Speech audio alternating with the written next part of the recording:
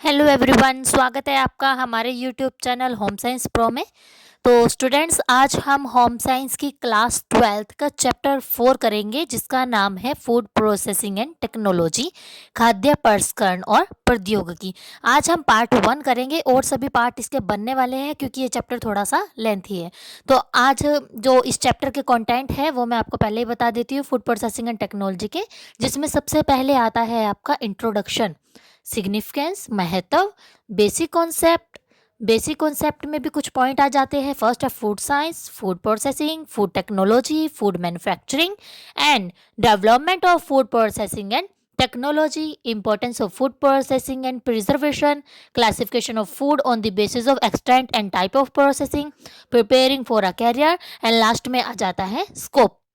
ये सभी हमारे इस चैप्टर का कंटेंट है, इंडेक्स है, जिसे हम सभी पार्ट्स जो हैं इस वीडियो के बनने वाले हैं उसमें कवर कर लेंगे। आज हम इंट्रोडक्शन और सिग्निफिकेंस को इस पार्ट में कवर करते हैं। इंट्रोडक्शन, सबसे पहले बात करेंगे इंट्रोडक्शन की। खाद्य पदार्थों को विभिन्न कारणों से संसाधित का मतलब होता है प्रोसेस करना, किया जा रहा है। जैसे कि फसल काटने पर अन्न को सूखा लिया जाता है ताकि उसका सुरक्षा काल जो सेल्फ लाइफ है उसको बढ़ाया जा सके। अगर हम उसको नहीं सुखाएंगे तो उसमें मॉइस्चर होगा तो उसमें बैक्टीरियाज होंगे और उसकी शेल्फ लाइफ जो है वो नहीं बढ़ पाएगी और वो कम समय में ही अनाज खराब हो जाएगा। इसलिए उसे सुरक्षित करने के लिए, उसकी शेल्फ लाइफ बढ़ाने के लिए हमें उसको प्रोसेस करना पड़ता है।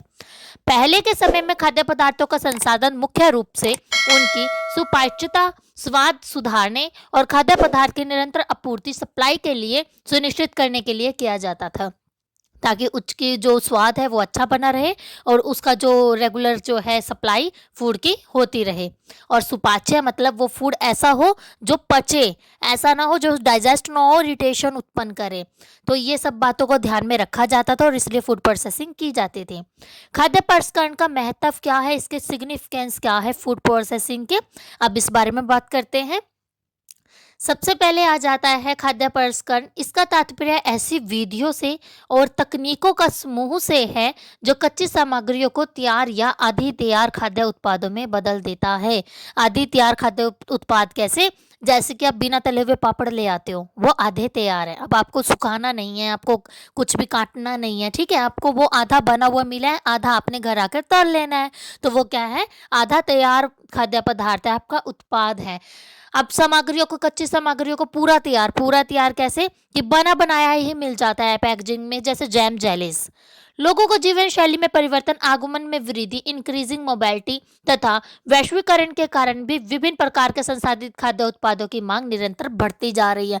लोगों का जो लाइफ शेड्यूल है, जो बिजी लाइफ है, उसकी वजह से क्या है, वो इतना किचन को अपना टाइम नहीं दे पाते हैं, जिसकी वजह से वो इंस्टेंट जो फूड्स होते हैं उसकी हेल्प लेते हैं। जनवरी 2010 को भारत सरकार ने भारत में खाद्य संसाधन का उपयोग को बढ़ावा देने के उद्देश्य से 2012 तक 30 वृहद खाद्य संसाधनों पार्कों का, मतलब कि जो फूड प्रोसेसिंग पार्क्स होते हैं, इनकी स्थापना की उन्होंने घोषणा की थी। जनवरी 2010 को की थी भारत सरकार ने खाद्य संसाधन उपयोग को बढ़ाने के उद्देश्य से, जो कि 2012 में 30 वृहद खाद्य संसाधन पार्कों तक उसको बढ़ाया जा चुका था। खाद्य पदार्थों का मसालों में जिन पोषकों पदार्थों की कमी होती है उन्हें मिलाकर खाद्य पदार्थों का प्रबलीकरण, मतलब कि फोर्टिफिकेशन किया जाता है, और ताकि आहार की न्यूनतम आवश्यकताओं को पूरा किया जा सके। फोर्टिफिकेशन का मतलब होता है कि यदि किसी खाद्य पदार्थ की जो न्यूट्रिशन वैल्यू है वो कम है, उसको बढ़ाने के लिए हम दूसरों को मिला देते हैं, जैसे नमक में आयोडीन। यह विधि आमतौर पर महंगे खाद्य पदार्थों में ही की जाती है। और फूड फोर्टिफिकेशन के उदाहरण क्या है? जैसे डबल रोटी के निर्माण के दौरान आटे में प्रोटीन, लाइसिन मिलाया जाता है ताकि उसकी न्यूट्रिशनल वैल्यू को बढ़ाया जा सके। नेक्स्ट पॉइंट इसमें आता है आपका, वनस्पति तेलों, घी में विटामिन ए और विटामिन डी मिलाया जाता है। जो वनस्पति के तेल होते हैं जो आप यूज़ करते हो, उनमें विटामिन्स का एडिशन किया जाता है ताकि उनके न्यूट्रिशन वैल्यू को भी बढ़ाया जा सके, और नमक में आयोडीन को मिलाया जाता है। तो ये सभी क्या है? फोर्टिफिकेशन के उदाहरण है। इसका मतलब यही होता है कि जो हमारे खाद्य पदार्थ होते हैं उनके न्यूट्रिशन वैल्यू को बढ़ाने के लिए कुछ पदार्थों को मिला देना। Shelf life of food, shelf life क्या होती है? किसी भी जो खाद्य प्रोडक्ट है या कोई भी चीज़ है, उसका जीवन काल कितना है, बढ़ाना बढ़ाना घटाना ये सब। शेल्फ लाइफ खाद्य पदार्थों के उत्पादन व स्थानांतरण के लेकर सुरक्षित और स्वादिष्ट खाने योग्य बने रहने की अवधि को शेल्फ लाइफ कहते हैं। मतलब कि कोई भी चीज़ है, जैसे गर्मियों में आप सब्जियां देखते हो, सुबह बनाई दोपहर तक खराब, तो उनकी शेल्फ लाइफ बहुत कम है। लेकिन एक तरफ अगर प्याज देखो, टमाटर देखो या फिर आलू देखो, उनकी शेल्फ लाइफ कितनी है, उनकी केयर कितनी है, उनका जो रखने का एरिया है वो कितना है। या फिर जैम जालीज या पैकेजिंग प्रोडक्ट जितने भी आते हैं, उनकी शेल्फ लाइफ देखो, उस पर लिखा होता है एक्सपायरी डेट क्या है, मैन्युफैक्चरिंग क्या है, तो ये सब इसकी शेल्फ लाइफ होती है।